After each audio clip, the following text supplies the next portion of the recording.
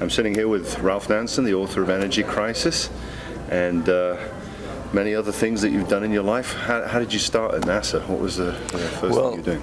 I started actually when I was a young boy looking at the moon, and got very intrigued with it. And so when I decided I wanted to do something about getting there, and so the only way to do that was to become an engineer and get with a company that built rockets.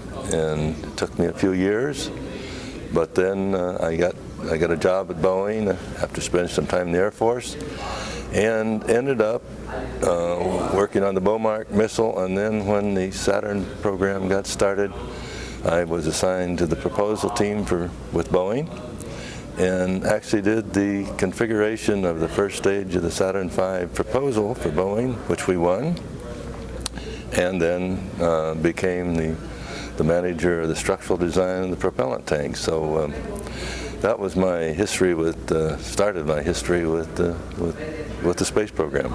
Do you feel that the time that you worked on Boeing served you well? I mean, it has a notorious reputation in some circles. Well, actually it turned out to be outstanding, because I was assigned as a young engineer to do the design of the fuel tank for the ramjet for Boeing B, and we ended up selecting a new alloy called 2219 aluminum, and we designed and built the tank out of that material. And so when the proposal for the first stage of Saturn V came along, it was the outstanding aluminum weldable alloy, and that's what we proposed to build the S1C out of. And so the Boeing really contributed to the space program.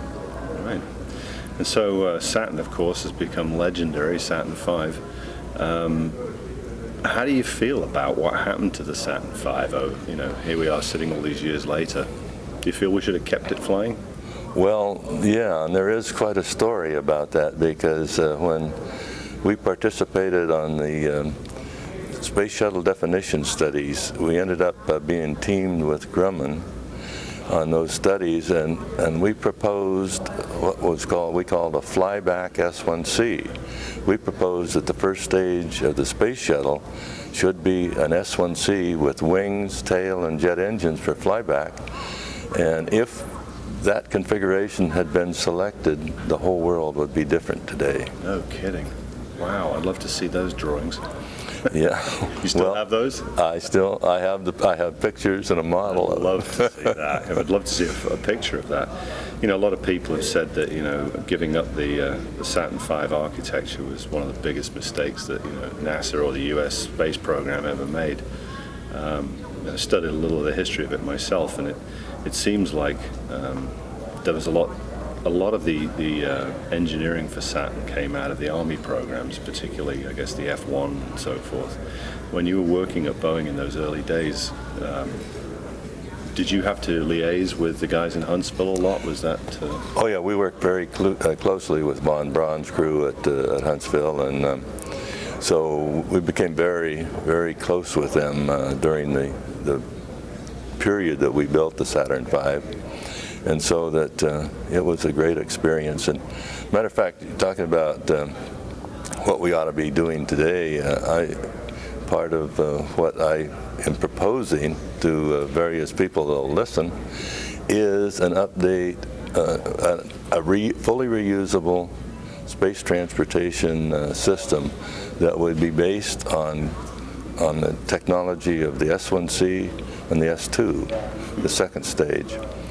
And it would be a flyback booster that used upgraded F1A engines, which are 1.8 million pounds of thrust. They were certified back in the Apollo era, but never flew. And if we were to build a winged stage based on the size of the old S1C, but put the RP-1 fuel in the wings like an airliner, and make the stage smaller and add jet engines and have a wing, we could have a terrific booster for a new fully reusable system. And the orbiter could use J2S engines, which are the engines that were on the second stage but are being upgraded for the Ares program now. So if if we were to build an orbiter, a winged orbiter now, and it would be manned, the booster would not be manned, and put the liquid oxygen in the wings and saves weight again. So now we have a fully reusable flyback system based on technology that we knew 40 years ago. A lot